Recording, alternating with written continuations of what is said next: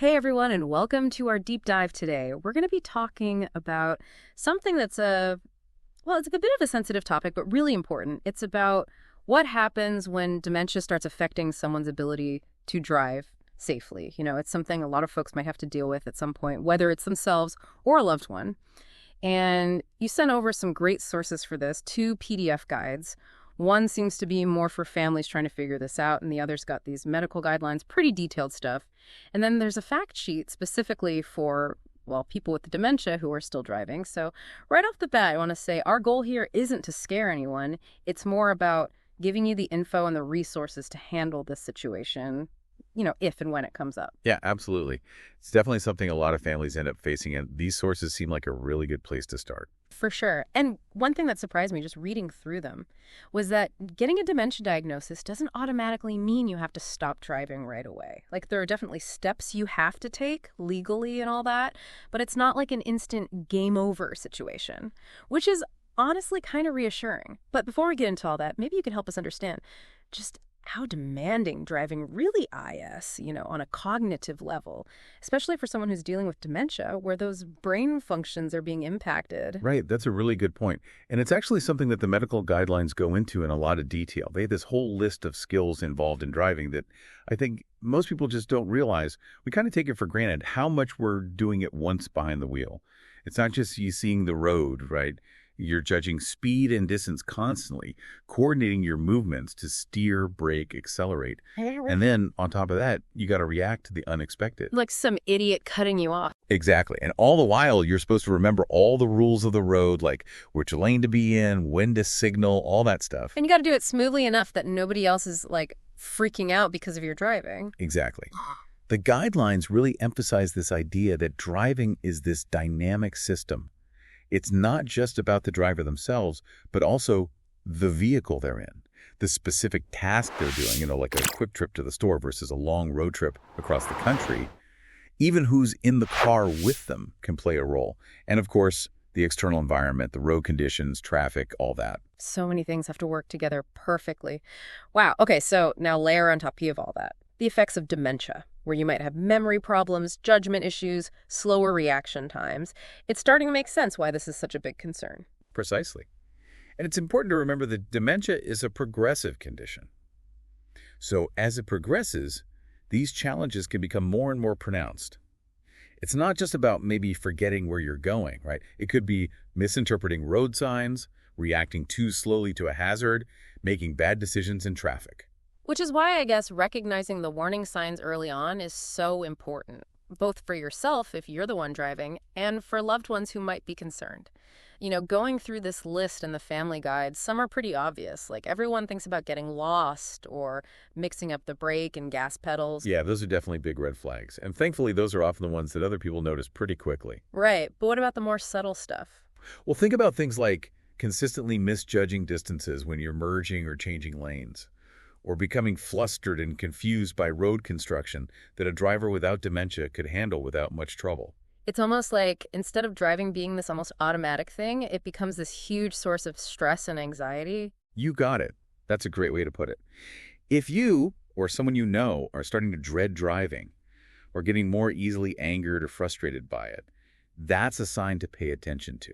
And this is where honesty is really key. We need to normalize the idea of admitting that driving is becoming difficult, rather than just brushing it off as part of getting older. Totally. And speaking of honesty, the fact sheet for drivers with dementia, it's very clear about the steps they must take after a diagnosis. No two ways about it. The first one is informing your insurance company. Absolutely. They need to be aware of the situation to properly assess the risk. But it's worth pointing out, the fact sheet does offer some reassurance on this point.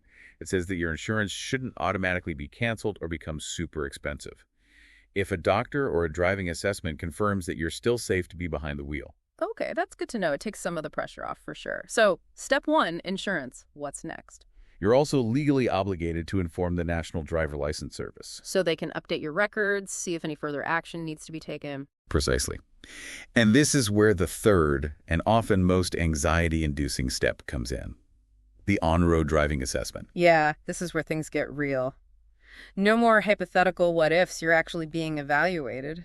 What exactly does this involve? Is it like a super intense driving test? It's a little different than that, actually. It's less about, perfectly executing maneuvers and more about observing your overall driving skills in real-world conditions. You'll have a qualified assessor in the car with you, and you'll be driving on familiar routes, probably in your own local area. So they're watching how you handle things like intersections, traffic, maybe unexpected situations that pop up along the way. Exactly. And afterwards, they'll write up a report, and there are usually three possible outcomes. The ideal one, of course, is being cleared to continue driving as you were, no restrictions. Second, you might be allowed to drive, but with some limitations, like maybe avoiding night driving or not driving alone on long trips. So sort of a tailored driving plan based on your specific abilities at that point in time. Makes sense. And the third outcome is, well, that you need to stop driving altogether. Which I imagine is a very difficult thing to hear for a lot of people. Yeah. It's tied up with so much more than just getting from point A to point B, Absolutely. It's independence, freedom, maybe even part of someone's identity. So if this is the outcome of the assessment, or even if someone's starting to see those warning signs we talked about, how do they even begin to approach giving up driving, especially if they're resistant to the idea? That's where both of these guides, the family one and the dementia fact sheet, offer some really helpful advice. And I think the key takeaway is it's a process, not a switch you just flip overnight. We can dig into that more after a quick thought process. So we were talking about how to even begin to approach that conversation about giving up driving, especially when someone's really resisting the idea. Yeah, because even when you have all the facts laid out, it's still a huge life change for most people. It's not just practical, it's emotional. There's a lot tied up in it. And both of these guides really stress the importance of starting with empathy, like allowing the person to actually express how they feel about it, all the complicated emotions that come up. Absolutely. Giving up driving can feel like you're losing your independence, your freedom. It can disrupt your whole routine. And for some people, it's even a blow to their identity. It's important to let those feelings be expressed and acknowledged. Right. So it's not about dismissing their concerns or minimizing how they feel. But while acknowledging the tough stuff, the guides also suggest trying to focus on the positive. Now, I know that might sound tricky in this situation, but they actually had some good points. Like, think about all the stress that comes with driving these days, the traffic, the road rage, and then there's the financial side of it, the car payments, the insurance costs, the gas. One of the guides even suggests sitting down with the person and actually calculating those savings, not to be like, hey, look how much money you'll have, but more to show how those funds could be used for alternative transportation, which could make the whole change feel a bit more empowering. I like that. It's not just taking something away, it's about shifting those resources towards a new way of doing things. And speaking of which, both sources really highlight all the different transportation options that are out there these days. It's not like you're automatically stuck just relying on family for rides, which can be a burden on everyone. Right. We have taxis, ride-sharing services, public transportation, even volunteer driver programs, and those rural transport schemes in some areas. There are more ways to stay mobile and get around than a lot of people realize. And some of them, like the taxis or ride-sharing, can be door-to-door, which is helpful if mobility is already an issue. Even public transportation is becoming more accessible, with ramps and lifts on a lot of buses and trains now. Yeah, and the Family Guide also mentioned local voluntary organizations often having transportation services. That can be a good option for things like medical appointments or social outings, where reliability is really important. So it's really not this all-or-nothing situation. Driving might be off the table, but it doesn't mean you can't go places and do the things you enjoy. Exactly. That's the key takeaway here. Giving up driving doesn't equal giving up on life. But let's be realistic. What if someone's just flat out refusing to even consider it? I mean, dementia can affect insight, so they might not even be fully grasping the risks they're taking. What do the guides recommend for those really tough situations? Well, in those cases, safety has to be the top priority for the person themselves and for everyone else on the road. The Family Guide suggests several steps. First, just keep talking to the person, calmly reiterating your concerns and explaining the potential consequences of continuing to drive. And making it clear that this isn't about you trying to be controlling or take away their freedom. It's about their well-being and the safety of others. Precisely. But if those conversations aren't getting through, involving your doctor is often the next step. Sometimes hearing it from a medical professional, someone they trust and respect, can make a difference. It takes some of the family drama out of the equation, makes it more objective. Right. And actually, the dementia fact sheet itself can be a useful tool here. Giving the person that document, letting them read it on their own terms, might help them connect their diagnosis to the driving issue in a way that family discussions sometimes can't. Okay, that's a good idea. But there are still those extreme cases, right, where none of that works and the person just keeps driving despite the risks. That puts everyone in a tough spot, so what then? This is where the advice gets a bit tougher, but it's necessary. If the person is truly a danger to themselves or others, you might have to consider a visit from a community police officer as a last resort. That sounds pretty drastic. It is, and it should only be used when all other options have been exhausted. But sometimes that level of intervention is what it takes to break through the denial and make the person understand how serious the situation is. And the medical guidelines are pretty clear on this too. If dangerous driving is observed, the police can be informed. It's a reminder that this isn't just a family matter, it's a public safety issue as well. Exactly, which is why early intervention and open communication are so important. The more we can normalize talking about these challenges, the better prepared we'll be to handle them. You know, something that really struck me in the dementia fact sheet was the suggestion of easing out of driving, like even before it becomes absolutely necessary. Oh yeah, that's a fantastic point. It's such a good idea. If you're still driving safely but you have a dementia diagnosis, start incorporating other transportation options into your routine gradually. Take the bus to a few appointments, get a ride from a friend to a social event. It gets you used to those alternatives, and you start building up that support network before driving is completely off the table. Right, so it's not this sudden, jarring change. Exactly. It reinforces the idea that giving up the car doesn't mean you're housebound. It's about adapting, finding new ways to maintain your mobility and independence. Which honestly I think ties into a much broader question that these sources raise. How do we, as a society, create an environment that supports this transition for people? Instead of making it feel like a defeat or a failure, what would that even look like? That's a huge question. And honestly, it probably deserves its own deep dive sometime. Yeah, maybe we'll tackle that one down the road. But for now, let's get back to why you, our listener, can do practically if you're facing this situation in your own life. So as we're wrapping up this deep dive, there's one thing that really struck me from all these sources. It's this idea that giving up driving, while it's obviously difficult, it doesn't have to mean the end of an active, fulfilling life. In fact, it could even be a chance for a fresh start, I love that way of looking at it. It's so easy to get caught up in what you're losing, but there's also a lot to be gained from this transition. Exactly. Like, think about all the time and energy that goes into driving, especially these days. The car maintenance, insurance, the stress of traffic. What could you do with all those resources freed up? That's a great point. It's a chance to maybe rediscover old passions, explore new hobbies, just spend more quality time with loved ones. And actually, one of the sources even mentions, the financial aspect. They encourage people to maybe treat themselves a bit with the money they save from no longer owning a car. I like that.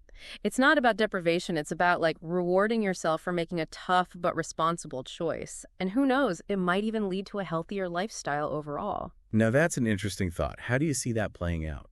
Well, without a car, people might naturally become more physically active, right? Maybe they start walking more, taking public transportation, or even using a bicycle to get around. And those activities have benefits that go beyond just getting from point A to point B. They're good for your physical health, mental well-being, even your connection to your community. It's like this ripple effect of positive change. And it all starts with being willing to embrace a new chapter, a new way of experiencing the world. I like that. It's a reminder that aging doesn't have to be about decline and limitation. It can also be about growth, adaptation, discovering new sources of joy and meaning. Absolutely. So, to bring this back to you, our listener, these sources have given us a lot to think about, but there's one question that really stuck with me, and I'd love to hear your thoughts on it. Knowing what you now know about the complexities of dementia and driving, how would you approach a conversation with a loved one who might be showing some of those warning signs we talked about? That is such an important question, and it's one that deserves really careful consideration. There's no script for these conversations. Every situation is unique. The best approach is going to depend on your relationship with the person, their personality, how far their dementia has progressed. But are there any general principles we can keep in mind just to make that conversation a little easier, a little more productive? For sure. First and foremost, choose a time and place where you can talk privately, without distractions. You want to create a safe space for open and honest communication. and lead with your concern. Let them know that this is coming from a place of love and care, not judgment or criticism. Exactly. It's so important to emphasize that you're not trying to take away their independence, but you are concerned about their safety and the safety of others on the road. Because at the end of the day, that's what matters most. Absolutely.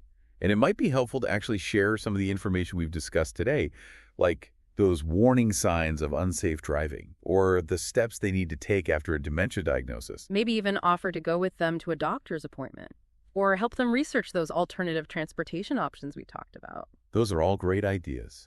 The key is to be supportive, patient, and understanding.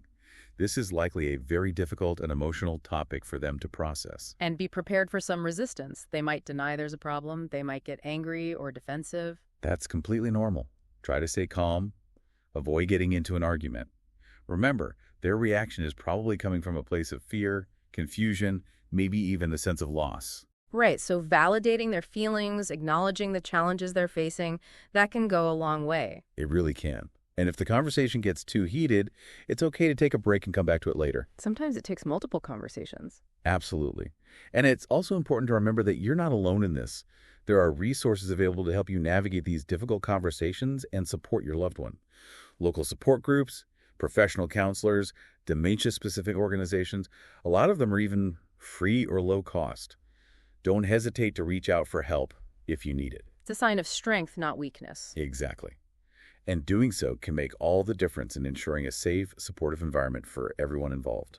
So as we wrap up, it's clear that dementia and driving is a really complex issue, but it's one we can address with compassion, understanding, and a commitment to open communication. I agree. And by working together, we can help ensure the safety and well-being of our loved ones and our communities. Well said. Thank you so much for joining us on this deep dive. We hope you found this conversation informative and helpful. We did too. And we encourage you to continue exploring those resources we mentioned today and to connect with your local support networks for additional guidance. Remember, you're not alone on this journey. And remember, aging doesn't have to be about decline. It can be about adapting, finding new paths, and discovering new ways to live a fulfilling life. Keep those wheels turning, even if they're not the ones behind the steering wheel. Thanks again for listening.